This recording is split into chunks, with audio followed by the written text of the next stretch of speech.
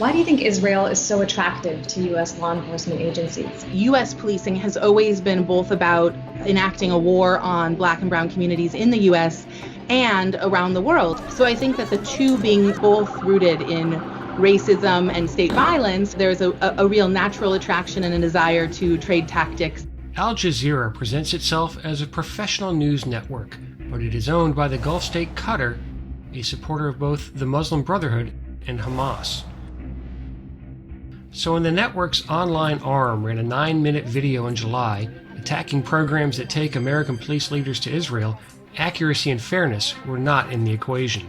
To understand why these trainings are so problematic, you first need some background about how Israel systematically dehumanizes the Palestinian population it completely controls. As you are about to see in the second of our two-part investigation, attempts to blame police exchanges that take American cops to Israel for problems in American policing are lies predicated on opposing anything to do with Israel.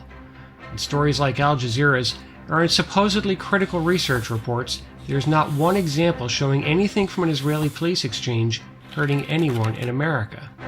In part 1, we saw how one of the main groups pushing this false narrative, Jewish Voice for Peace, now acknowledges that anti-Semites are eager to exploit a message that blames Israelis for police killings of black people in America. But for nearly 3 years, JVP said police exchanges with Israel lead to extrajudicial executions, shoot-to-kill policies, police murders. Now it says such talk, quote, shifts the blame from the United States to Israel and furthers an anti-Semitic ideology. JVP has tried to hide this fact and pretend it did not fuel the very anti-Semitic narrative it now warns about. Organizers and participants in the exchanges agree there is no hands-on training. What they learned, in fact, often stands in direct contrast to the allegations made by people who simply oppose Israel's existence. My experience was nothing even close to what they said was the purpose of the executive level leadership training. None of the information in regards to any type of policing against any demographic, because that would go totally against my beliefs and totally against the professional law enforcement that we know. And I've not talked to colleagues that have gone on these where they come back and say, man, you're not going to believe what we learned about crowd control, or you're not going to believe what we learned about new interrogation techniques. That's not the conversations that I've had with colleagues. It's how the Israeli police has a respect for human rights and civil rights, a accountability system that includes the courts, and how they do a very good job under difficult circumstances. That kind of exposure to police leaders elsewhere in the world can help groom the next generation of leadership at home. That's what former Atlanta Police Chief George Turner realized after his trip to Israel. The second thing that I'd like to really talk about is how well prepared their leaders were, their commanders were. They had a leadership institute that was really, really impactful for me. So I began to think about how we could do something similar to that in Atlanta. After becoming chief, Turner created the Atlanta Police Leadership Institute. He's proud of the success the program's alumni have enjoyed. And so because of that, there are at least 10 police chiefs around the country that came out of the city of Atlanta, in Durham, in Montgomery, in South Fulton, and throughout the country that are now leading departments around the country because they had a chance to participate in leadership development in our city. In short, there are more black men and women serving as police chiefs in America because of an idea George Turner brought back from Israel. That's not in the JVP or Al Jazeera reports. Unable to support the claim repeated at protests and by anti-Israel activists that black people are killed as a result of the exchanges, the critics focus instead on police practices used throughout the world. The tear gas that was being used in occupied Palestine was the same tear gas that was being used in Ferguson. And she's right. Officers in Ferguson used the same U.S. manufactured tear gas and flashbang devices to disperse crowds that Israeli forces regularly use against Palestinians. This is one of the more confusing allegations critics of the exchange programs make. If the overall point is that Israel somehow is influencing American police to be more violent and oppressive, it's not clear how Israel's use of American-made tear gas is proof of anything. And it casts Israel as some outlier in using tear gas for riot control, but canisters made by Combined Systems, the Pennsylvania-based manufacturer, are used throughout the world. It's one thing to debate the use of tear gas, but singling out Israel, as JVP and Al Jazeera do, is an example of demonizing or stereotypical allegations about Jewish power and control over the government that is part of the U.S. accepted definition of anti-Semitism. And if the exchange program somehow encouraged police executives to use tear gas to quell peaceful protests, the lesson did not take with Turner during his tenure in Atlanta. His officers had to deal with local Occupy Wall Street and Black Lives Matter protests. While there were arrests, not one canister was fired. In the city of Atlanta, we are the Mecca center, if you will, for civil rights movement and First Amendment people having the ability to express themselves. And one of the things that I said when I was the chief of police, we want to encourage you to afford you your ability for your First Amendment right to protest. However, we will not stand by and allow you to violate and criminalize our city and damage our city. And in Olympia, Washington, Chief Ronnie Roberts, who went on an exchange to Israel in 2016, did generate controversy for his approach to protesters. But it wasn't for using force. It was for going too easy. We do a lot of protests where we're from. I mean, there's a lot of local protests. And we had learned to manage those really well by basically facilitating the people's First Amendment rights to do what they need to do. When there's violence, we get involved and we do what we have to do to stop that violence. In 2017, environmental activists were protesting Olympia's port for accepting shipments of fracking sand, which was then loaded onto trains and distributed to oil fracking sites outside the area. Some protesters were blocking train tracks and damaging public property. Roberts showed up at a public meeting in uniform to encourage port leaders to consider that while the cargo was profitable, it might not be worth the cost to the community. It angers me to have to put our officers in combat gear and face off with members in our community over something I don't believe in myself. The port has put me between a rock and a hard spot, and I don't want to be a part of it, but I don't get a choice to not protect our community. It is a mandate for police. I implore the port to look for options and solutions that are compatible with our community values, which have been so clearly stated by council. A state lawmaker demanded Roberts' ouster. Agree or disagree with the chief's statement, it's clear he didn't come back from Israel inspired to inhibit protesters' free speech rights or to oppress anyone. According to JVP and Al Jazeera, though, Israel also is teaching American cops how to use surveillance to oppress minorities. And then there's surveillance. Israel's massive surveillance system has inspired U.S. officials so much so that after a former police chief visited Israel in 2008, his city adopted its techniques. Our Video Integration Center in downtown Atlanta is modeled after the Command and Control Center I saw in the old city of Jerusalem. But protests and oppression were the last things Chief Turner had in mind when he was inspired by the old city's video integration system. They had a large scale of cameras that they were able to bring it into a centralized location to be able to use that data to make decisions from. And for me, I think that if you think about a camera being in the public space, it's no different than having a police officer standing on the corner as a, if you will, a beat officer on the corner. I don't think in our society you have a expectation for privacy when you're on the city streets. And so ultimately, what I envisioned that we would use these set of cameras to be able to utilize this to make sure our citizens and our visitors were safe as possible.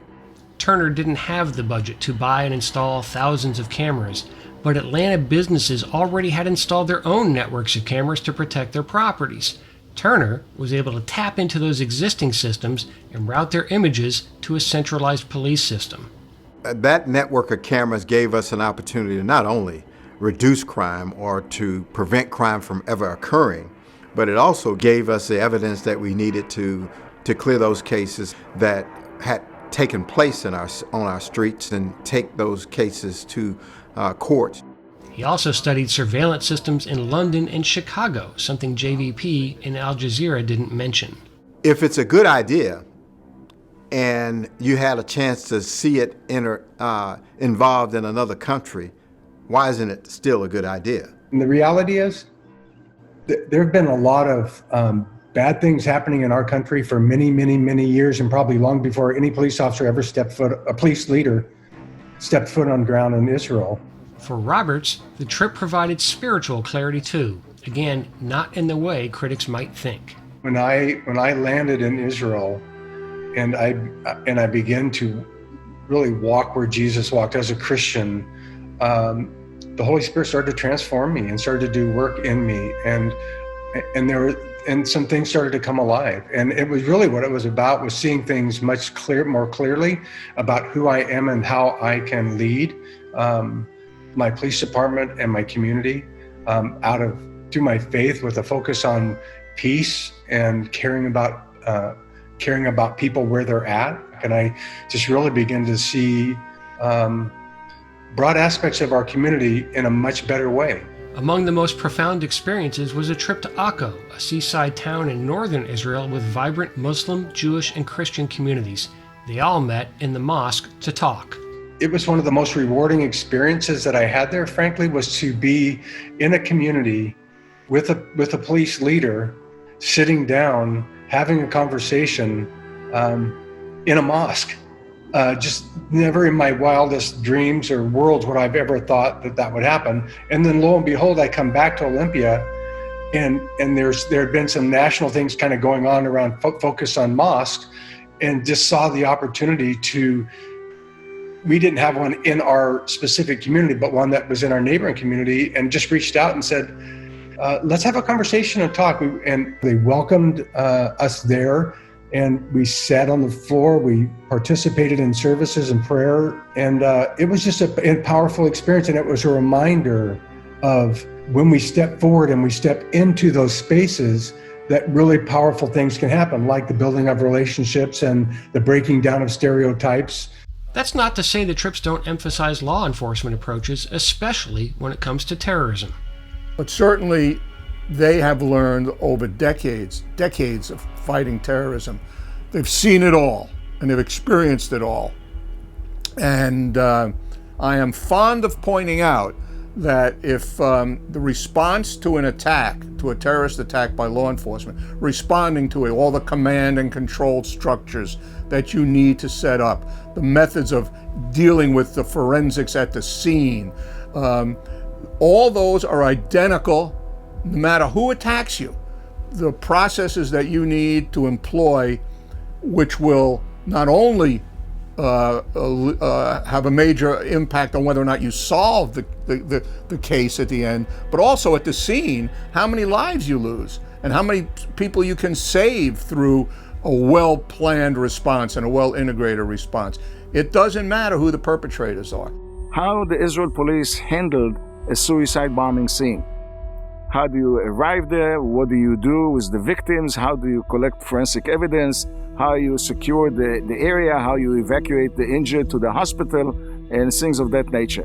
When there is a terrorist attack, how important it is to quickly get in, process, gather the evidence, and allow a sense of normalcy to begin to develop in those areas, which is very different in the way that the United States handles those kind of events. Oftentimes, things are shut down for weeks, if not months. If not, the area is eventually turned into a memorial. And the psychology behind why they do it differently there. JVP's Deadly Exchange report never acknowledges the pervasive deadly terrorist threat Israel faces daily. Instead, it casts the exchanges simply as a tool to promote oppression. Again, that's not what the participants we spoke with experienced, and no one has produced a source who claims otherwise. But that has not slowed the false narrative. Robert Friedman, who founded the Georgia International Law Enforcement Exchange, or GILEE, believes it's simply a reflexive opposition to anything having to do with Israel. You have the pro-Palestinian groups on one hand that have been able to co-opt the Black Lives Matter and supporting groups to their cause. And on the other hand, those have been doing exactly the same by co-opting the Palestinians to their cause. So you would see a cartoon of an American officer with his knee on a black detainee, depicting the incident with George Floyd. And then near him, you see an Israeli police or military guy with his knee on a Palestinian.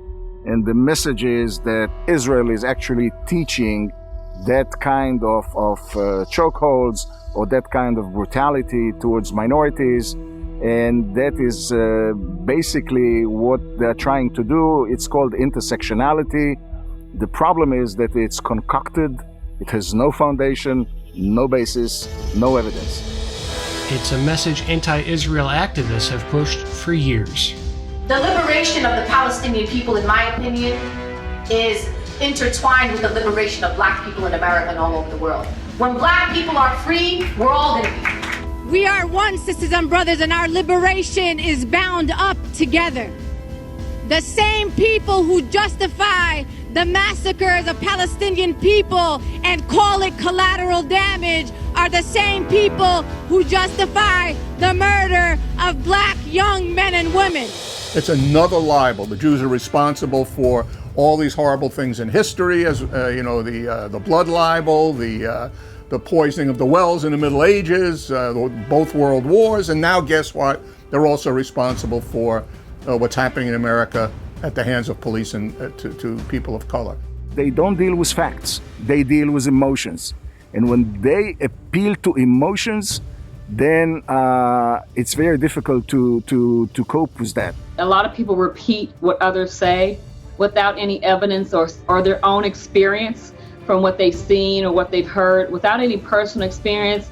They empathize with someone else's story, which is good. It's okay to empathize, but when you repeat it without understanding or without true facts, we see a lot on social media right now in which people are just retweeting false information or sharing information without the full story.